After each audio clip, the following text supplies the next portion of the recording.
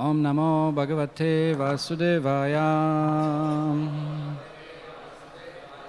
Om Namo Bhagavate Vasudevaya. Om Namo Bhagavate Vasudevaya. Reading from Srimad Bhagavatam, Canto 10, Chapter 90, entitled Summary of Lord Krishna's Glories, text 20.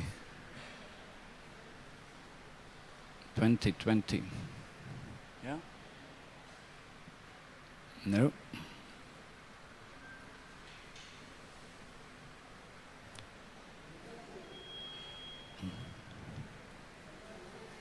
Yeah, okay. Yeah, okay. Megham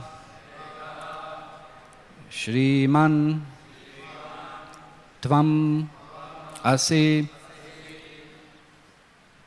Daita Yadava Indrasya Nunam Shrivatsa Ankam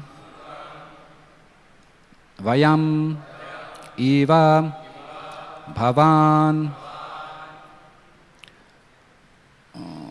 Dhyayati Prema Baddha Ati Utkantha Shavala Hridaya Asmat Vidha Bashpa Dhara Smritva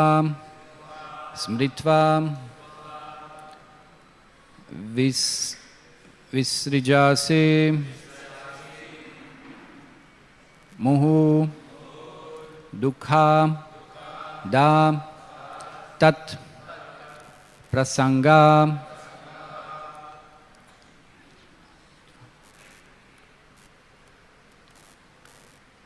Mega Shrimam Stvam Asid Daityo Yagavendrasyam Nunam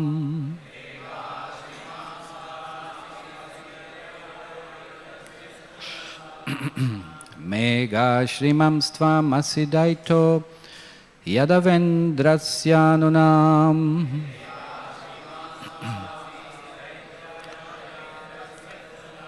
Shrivatsankam Vayam Iva Bhavan Dhyayati Prema Badam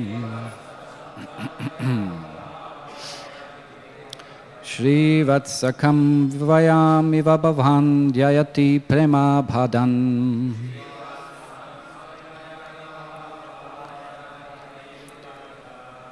Atyutkanta Shavalo Hridayes Madvido Baspadhara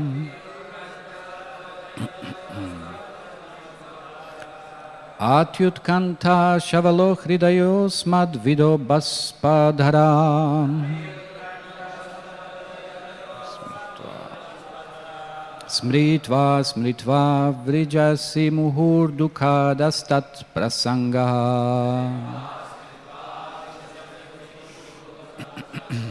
Smritva Vrijasi Muhur Dukkadastada Prasanga Mega Shrimam Stvam Asidaityo Yasendrasya Nunam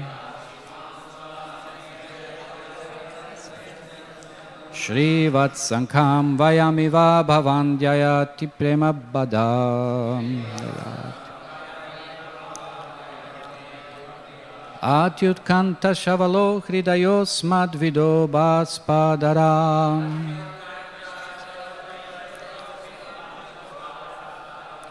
Smritva Vrajasi Muhur Dukkadastat Prasanga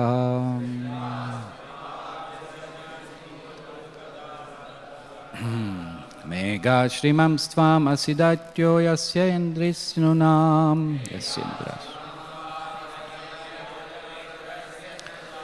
Shri Vatsankam Vayamiva Bhavandhyayati Prema Badam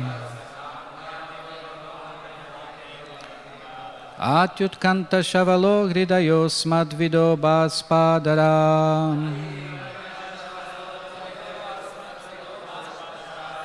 Smritva Smritva Vrijasi Muhurdu Kadastat Prasangaha.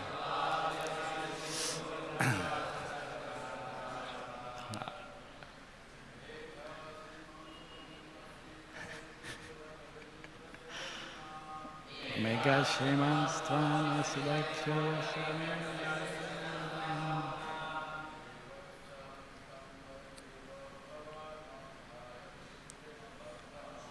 Shivatsakam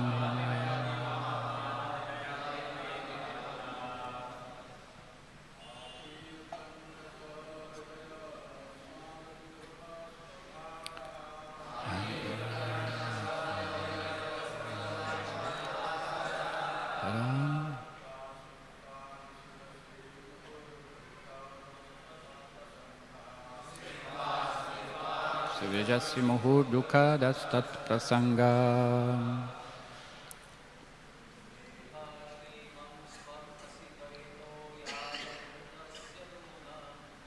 Kashrivam Stvam Asidaityo Yagavendrasya Nunam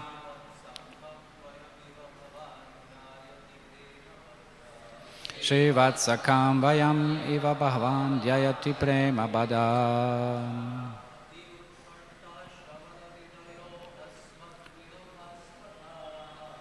Atyutkanta Shala Hridayosmad Vidobhaspadara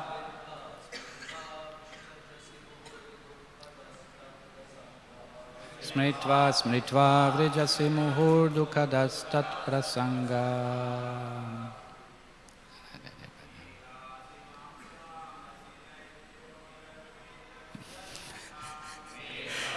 Srimastvam Asidaityo Yadavendrasya Nunam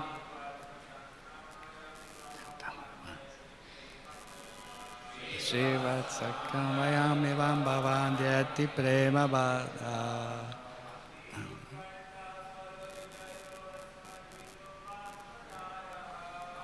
Tyutkanta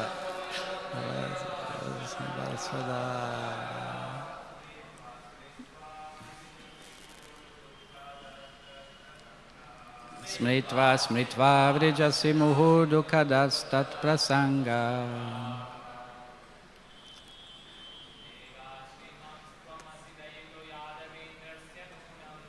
Mega Shrimanstvam Asidaityo Yagavendrasya Nunam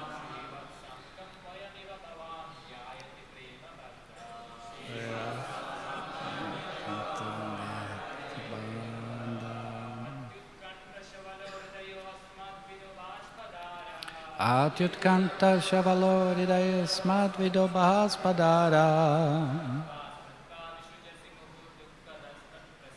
Smritva Smritva Vrijasi Muhurdukadastat Prasanga Matajis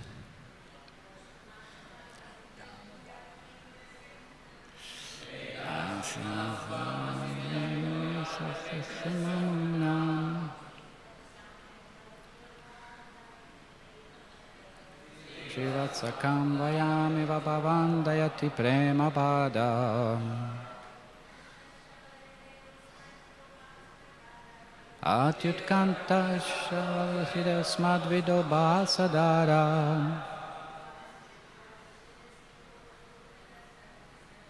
Smritva Smritva Muhurdukadastat Prasanga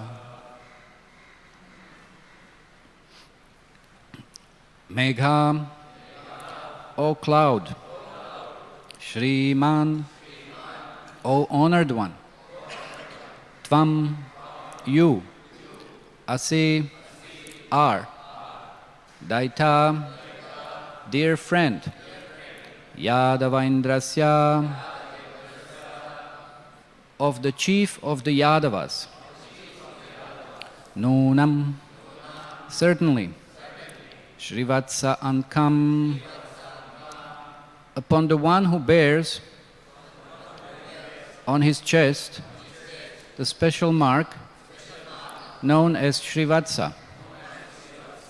Vayam, we, Eva, just as, Bhavan, your good self, Dhyayati, meditate, Prema, by pure love, Baddha, bound, Ati, extremely, Utkanta, eager, Shavala, distraught, Hridaya, whose heart, Asmat, as our hearts, Vidha, in the same manner, Bashpa, of tears, Dhara, torrents, Smritva, Smritva, repeatedly remembering, Visrijasi, you release, Muhu, again and again, Dukkha, misery, Da, giving, Tat, with, him, Prasanga, association. Translation and purport by disciples of His Divine Grace A.C. Bhaktivedanta Swami Srila Prabhupada. O revered cloud, you are indeed very dear to the chief of the Yadavas, who bears the mark of Srivatsa. Like us, you are bound to him by love and are meditating upon him. Your heart is distraught with great eagerness, as our hearts are. And as you remember him again and again, you shed a torrent of tears.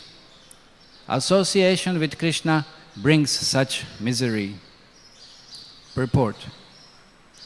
The Acharyas explained this verse as follows. The cloud acts as a friend of Lord Krishna by shielding him from the scorching rays of the sun, and certainly such an earnest well-wisher of the Lord must constantly meditate on him with concern for his welfare. Although the cloud shares the Lord's blue complexion, it is Lord Krishna's distinctive features, such as his Srivatsa mark, that especially attract him to this meditation. But what is the result? Simply unhappiness. The cloud is depressed and thus constantly shed tears on the pretext of raining. So the queens advise him, it would be better that you not to take much interest in Krishna.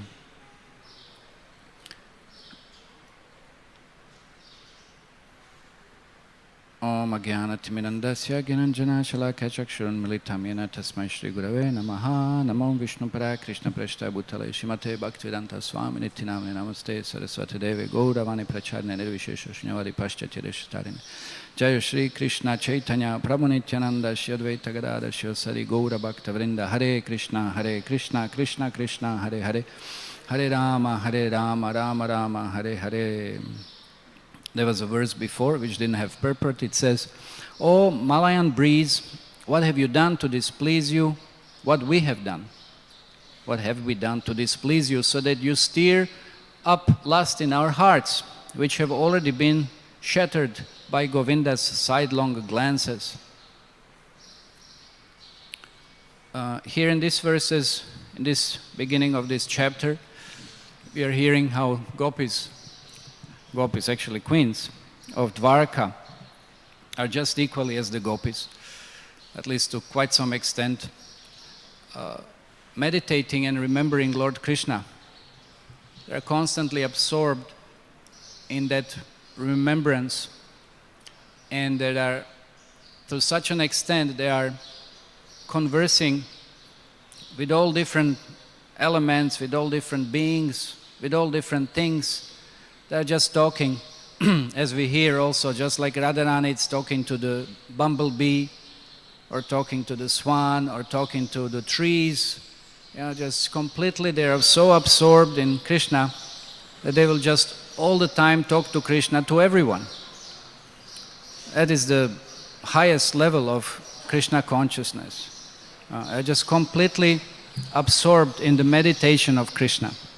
Even when they are disturbed for some reason by Krishna's, let's say, activities, which seemingly appear to neglect them, they will still always remember about either Krishna or Krishna's pastimes. And there is no moment practically when they are not conscious of Krishna. So they will also chastise, they will talk about Krishna's different deeds again that didn't make them associate with Krishna, or for some reason if Krishna doesn't associate with them, they try to point to that. But the point is they're always remembering Krishna. So now in this verse also, the queens, they're also very, very intent on remembering only Krishna. Why? Because Krishna is just the soul of their life. There's nothing else that exists except Krishna. And in this verse today it says, "O revered cloud, you are indeed very dear to the chief of the Yadavas, who bears the mark of Srivatsa. Like us, you are bound to him by love and are meditating upon him. Your heart is distraught with great eagerness, as our hearts are. And as you remember him again and again, you shed a torrent of tears. Association with Krishna brings such misery." Of course, this cloud, it's not an ordinary cloud. In the spiritual world, everything is conscious, everything is alive.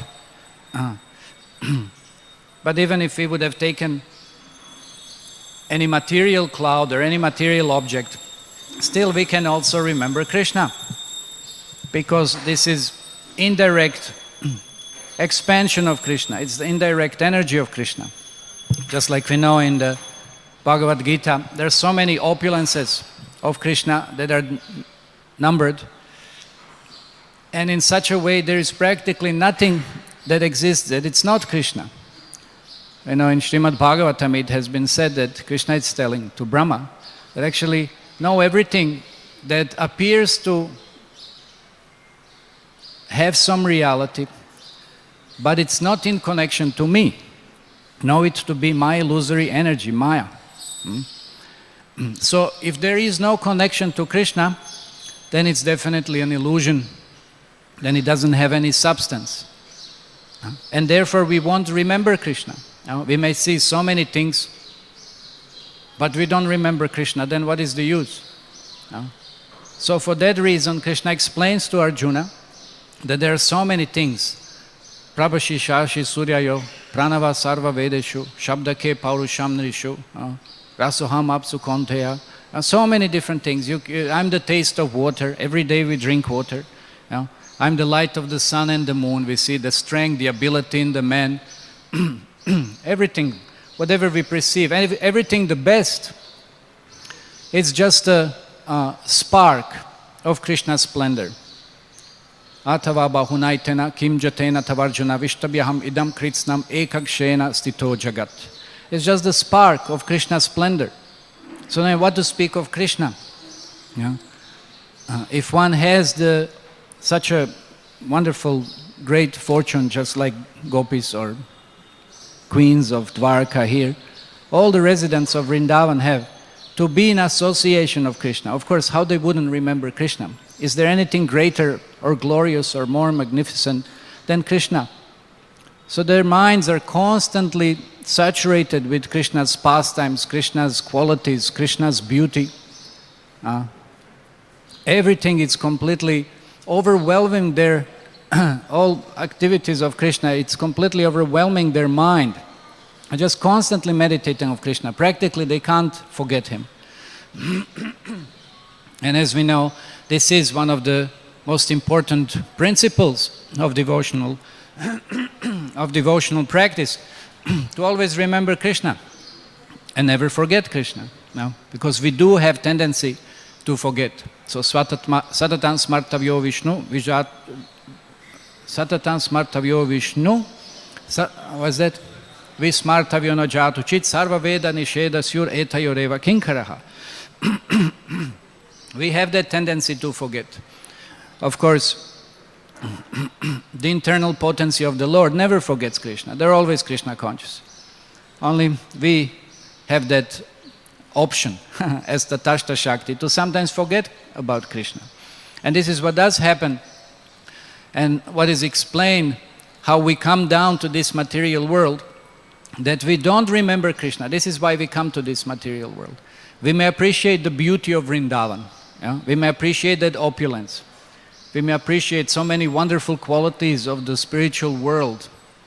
But if we don't remember Krishna, then that's the point where we become covered by Purusha Bhav. No? Karana Deha, we assume that Karana Deha, contaminated consciousness.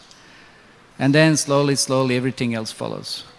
Maya, like Srila Prabhupada said, if you're not with Krishna, then Maya will embrace, Maya will grab, like a man and a shadow. There's nothing in between. So then Maya will embrace, Maya will pull us towards, okay, well then here is the place where you can be busy with your Purusha Bhav, trying to be an enjoyer and a controller. So that's one of the most important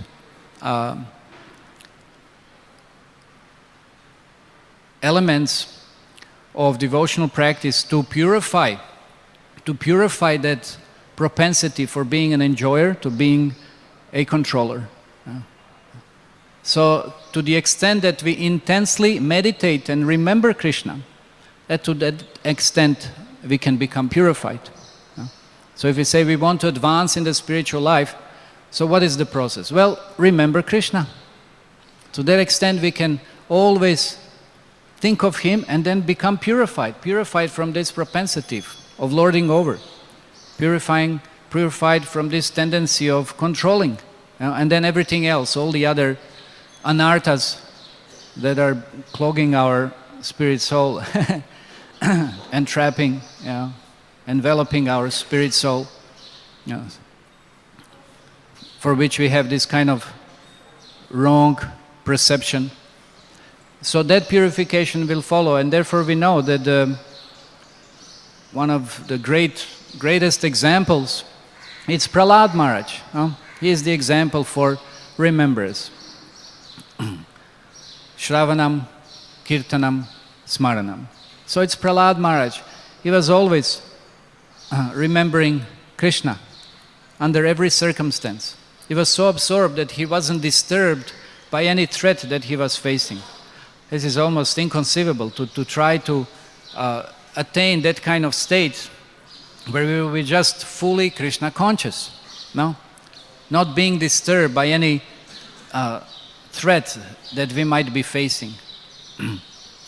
Just like Srila Prabhupada said during the Second World War, when Japanese were bombing Calcutta, and then and he was asked later on about these bombs coming, and he was still honoring his prasadam, he didn't run away or something. He said, so then how do we understand? Srila Prabhupada said, well, we see Krishna as death, as death coming, just like yesterday also.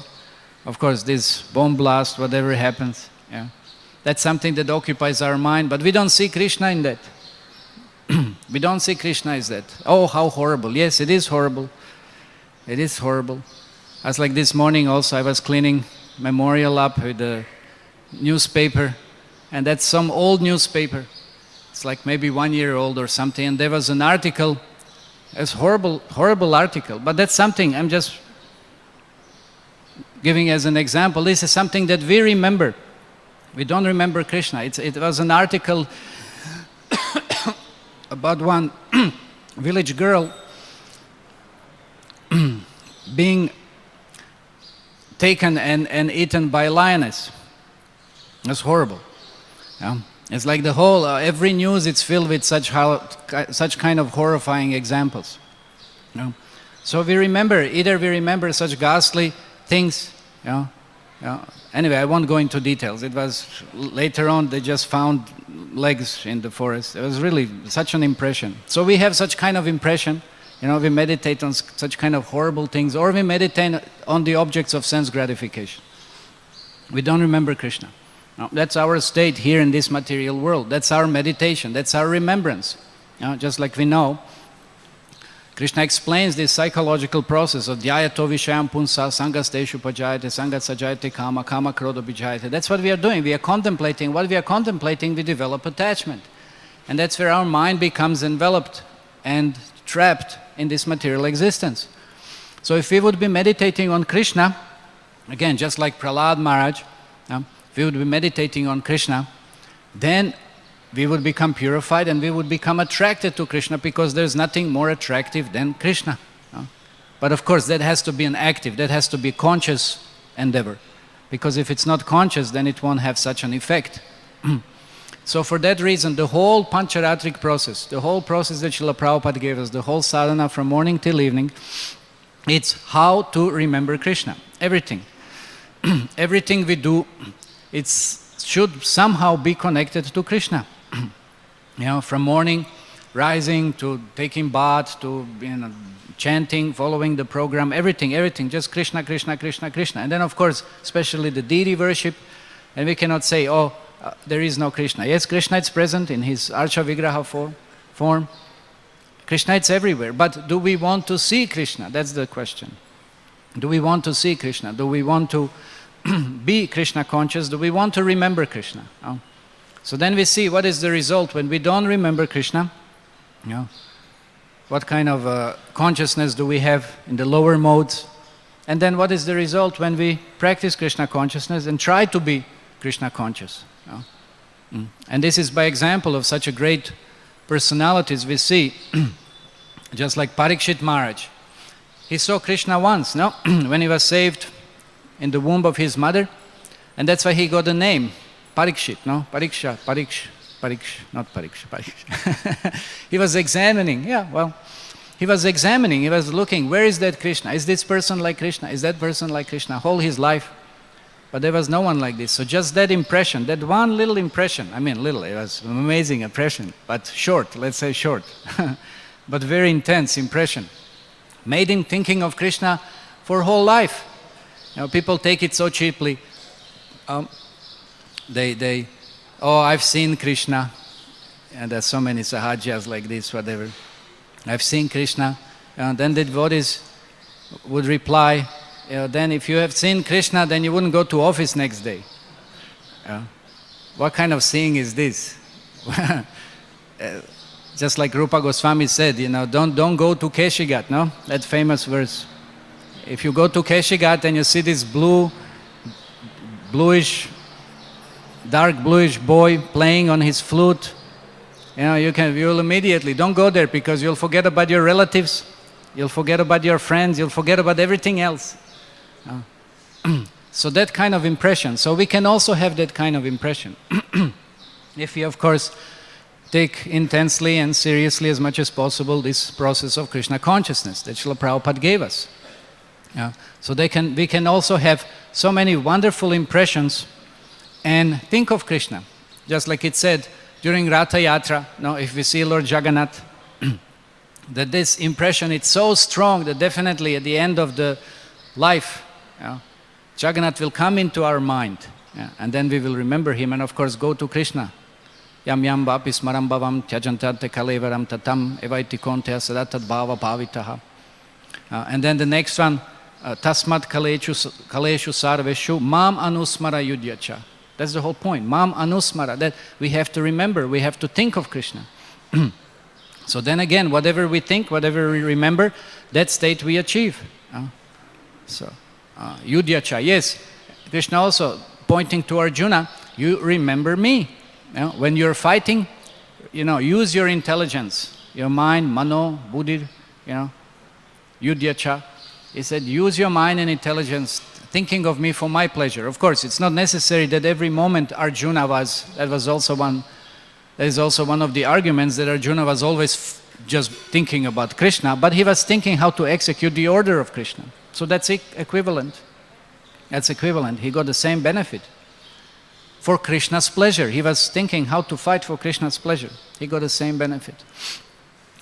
So that whole process of remembrance, it's so essential, because then it will lead our mind towards that destination. We'll constantly meditate upon something. That is the function of the mind. It will always, absorb some content, but then what that is, it will remember, it will examine. Yeah? But based upon that, we will receive certain result. So therefore we want to have that result as Krishna consciousness, because we know there's nothing more, there's nothing worthier, there's nothing greater than Krishna consciousness, or remembering Krishna. So we can have some glimpses of Krishna consciousness like this. Just like Narada Muni, for example, in his life when he was a child, and when his mother was bitten by a snake and she left, then what was there left for him? He started meditating on Krishna. And then Krishna appeared to him just to tell him that in this life you won't see me anymore. Of course, later on he tried again to invoke Krishna's presence, but he was unable and he became very upset. But that impression made him so favorable, made him more Krishna conscious, made him more eager to see the Krishna. Of course, one of the points is that we can't force Krishna. But Krishna is already there. Krishna is in our hearts. We don't have to see him, we can hear him. Prabhupada would stress so many times, then why are you stressing so much on seeing? Why don't you hear? It's much more effective. So why don't we hear Krishna? That also will help us remembering him. Just like there was one lady, she asked Srila Prabhupada that this practice, this process seems like very, very difficult. How is it possible for all of you to practice this bhakti? So then Srila Prabhupada replied, actually it's not so difficult. It's not so difficult. It is just question of remembering God. So if we remember Krishna, then it won't be so difficult. So he gave the example, Srila Prabhupada gave the example. It is just like, for example, when a woman has to work or perform her duties, and she will do so many things, so many activities, but she will never forget to dress nicely. No? That's what Srila Prabhupada said. So it's like this, if we like doing something or we consider something important, and we will not forget about that. We will do everything else, or just another example, carrying water on the head or something, whatever, it's like. So it's not a problem to perform any other activities and being Krishna conscious. If, again, we somehow impress that Krishna consciousness within our minds as something that is necessary, through sadhana, as something that should be a goal, as something that is actually a need, because we need Krishna. We cannot sustain our lives without Krishna. We need Krishna. So therefore this remembrance, it's not so difficult if we connect things to Krishna. If we don't connect things to Krishna, then yes, then again, it's Maya, it's an illusion. Everything is an illusion. Everything attractive that we find or whatever, but it's not connected, it's an illusion. So it's not actually so difficult if there is connection. Another example Srila Prabhupada would give is just like a parent would see the shoes of his child. No? Just seeing there's no child, but it will remember the child. No? It will be remembering it. So therefore we have to constantly think of Krishna. We have to constantly somehow remind ourselves about Krishna. And then it's not going to be difficult to think of Krishna. Srila Prabhupada gives another example. He says it's just like a person who is somewhat a crazy person, or he has an amnesia. And then what is the treatment? What is the process? The psychiatrist will talk to him. He'll keep on reminding him or drawing something, that has connection to his previous activities, previous, life. And in this way, by constantly discussing the same thing, that person will remember. So that's also something that we have to revive. revoke. Because again, Krishna consciousness is not anything that it's imposed upon us externally. It is already there. So it has to be purified. Again, what is the process of purification? It's remembering Krishna by Shravanam and Kirtanam. Now, the most important processes by hearing, by chanting, and then that purification will take place. And then naturally, just like two birds, the example, Dvasuparna, Mundaka Upanishad, then we will slowly start recognizing, yes, Krishna is just next to us practically. We don't have to search for him in so many places or whatever. No, Krishna is just next to ourselves. It's just straight there within our heart. So then we can remember Krishna also. It's not so difficult, no? Or just like that example of South Indian Brahmana. So many times Srila Prabhupada gives that example. He didn't even know how to read. Sometimes devotees joke or whatever, said he was holding the book upside down or something. It's like, doesn't. But he was, when Chaitanya Mahaprabhu came, anyway, you know the story. So he was so impressed. Why? Because when he asked him, why are you crying? He said, I remember I seeing Krishna driving chariot of Arjuna, Krishna doing this for his devotee. He said, so that's what was so impressive. But he was trying to following the instruction of his spiritual master. And he was constantly remembering. Chaitanya Mahaprabhu was so pleased with him. He was so pleased. That kind of remembrance. So, Sarvasya chaham hridi sanivishtamata smritir jnanam apohanam. So that smritir. So when we develop that remembrance, and Krishna will give, we know that he is the essence of the Veda. Vedaischa sarvaid aham eva vedyo, vedantavid vedavid eva chaham. No? Krishna will help us remember. So therefore, what is the process of remembrance? Well, some intensity. Some intensity. Sometimes also we have to change a little bit the service maybe to the point of not performing it mechanically, not taking it for granted. So for that reason. So like now we have marathon going on. Marathon already starting or going on, whatever. And it becomes very intense. It becomes very intense. And you just forget about all of your needs or apparent needs, which sometimes really are not also the needs, but we think, mind sometimes thinks, I need this, I need that. But then we just focus on distributing books, then how easy is to remember Krishna? Because you're just so transfixed into this service. And no matter what obstacles come, initially, I noticed that in beginning it's always tough. But why it's tough? Because we are not so focused upon it. And there's so many obstacles. This is the problem, that is the problem. Anyway, there's a whole list of it. So many difficult. But later you just keep on trying, keep on trying. That's an amazing how Krishna starts reciprocating. So many different kinds of arrangements enabling us to distribute those books. So when we start performing service like this, then it's also like some kind of refreshment. It just it becomes again, it's not like swampy consciousness, stale, filled with frogs, snakes and mosquitoes. It's just like a river flow. It just refreshes everything, reminds us, okay, now we have to serve Krishna. Now we have to depend on Krishna. Because it's not easy. It's not just we go there and automatically everything will happen. We have to take shelter of Krishna. We have to pray to Krishna. You really have to surrender. You're forced. That's why Sankirtan Yagya, there's no Yagya that is as powerful as Sankirtan Yagya. It forces us to remember Krishna. It forces us to take shelter of Krishna. Because we understand that we are not the doers. Krishna is forcing us. And for that reason, Chaitanya Mahaprabhu said that within this one lifetime, one can go back home, back to Godhead.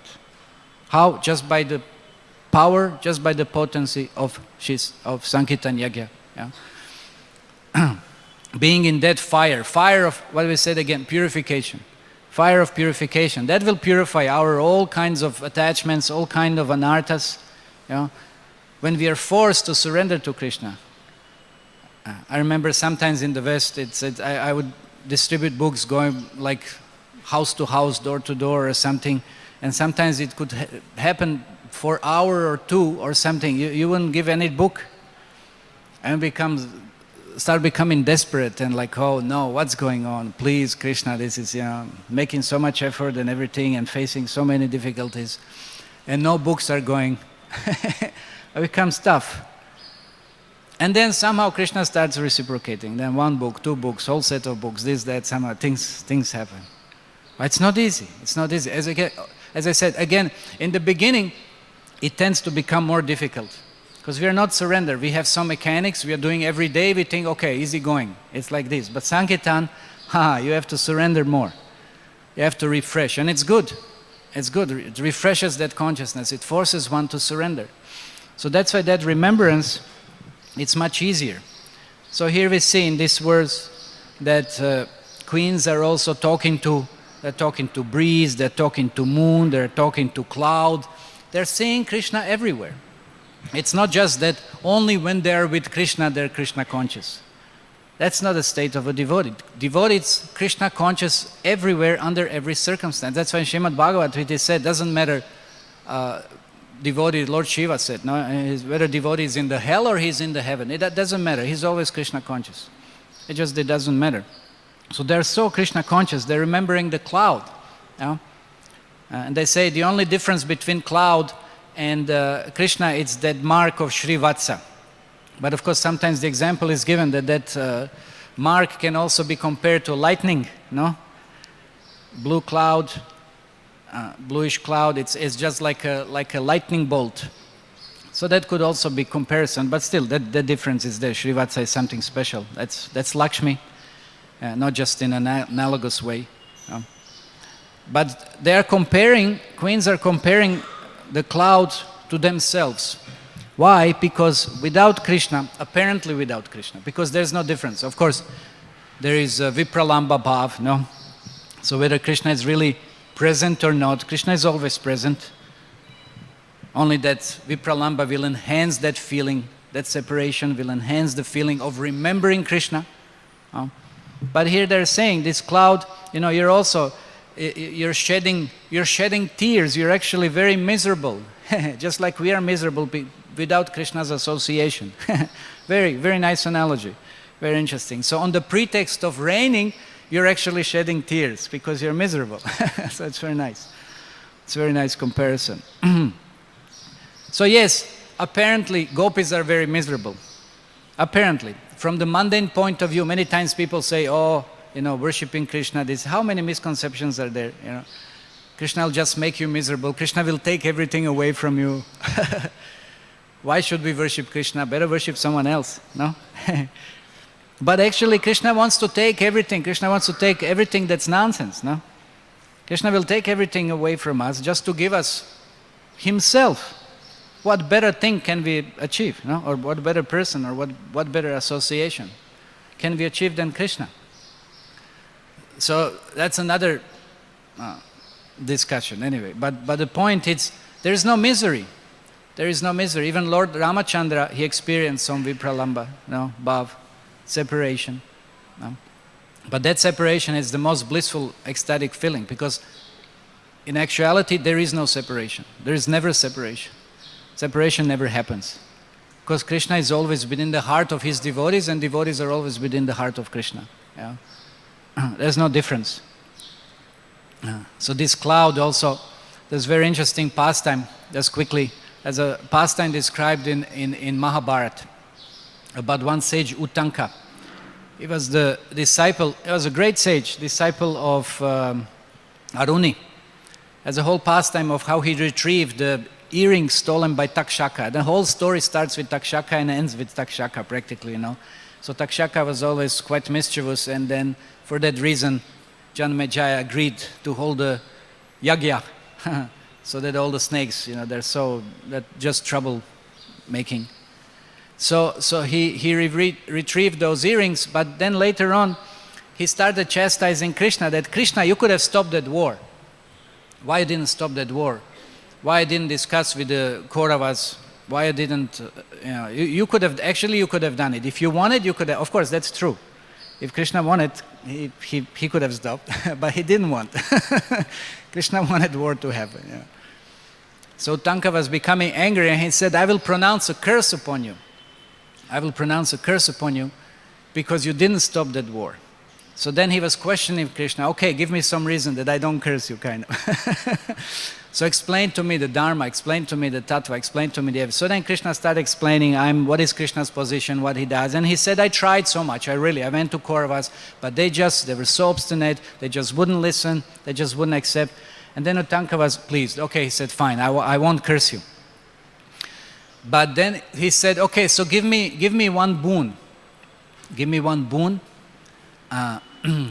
so that, I may benefit, because that was in the region of, we know that, of course, Indraprastha and that whole region was desolate place, almost like a desert and everything.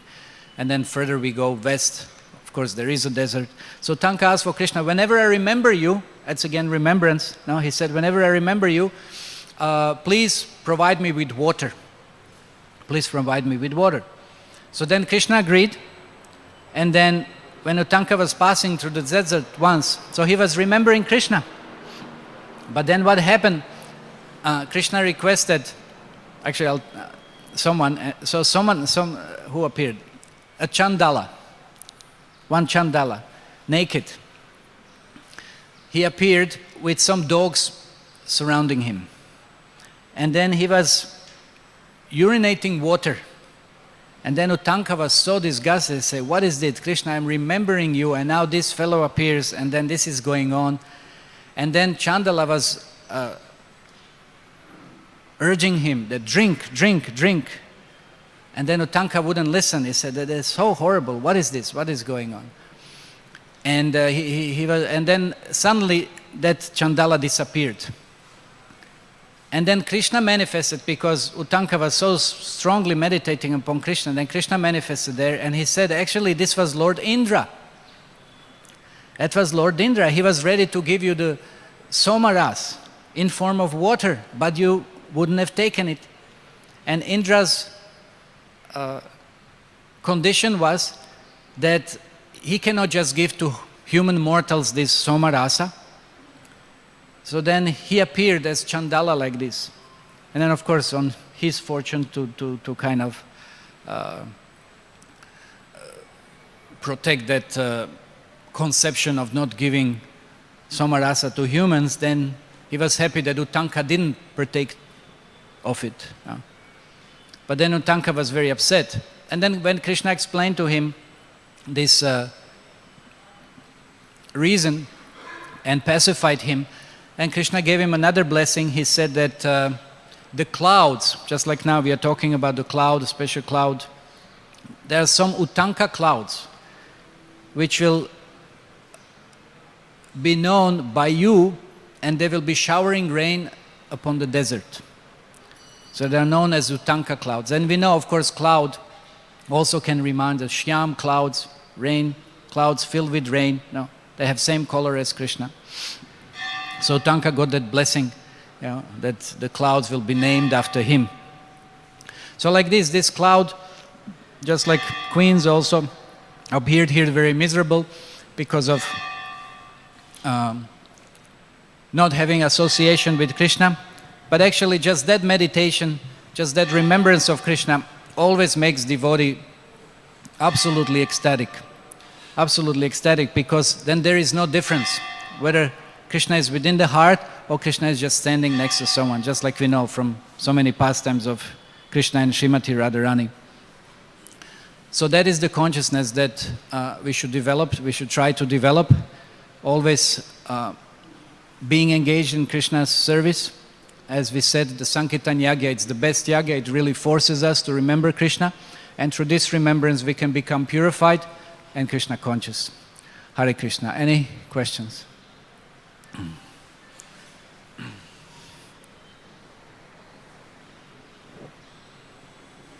Hare Krishna. Something I just want to add. This Udanka, he requested the Lord to show his universal form that he had shown to Arjuna. Then the Lord showed him the universal form. Then Yudhishthira Maharaj, I think he was surprised. This comes in last Parva. So then Yudhishthira, how is that, he was so powerful.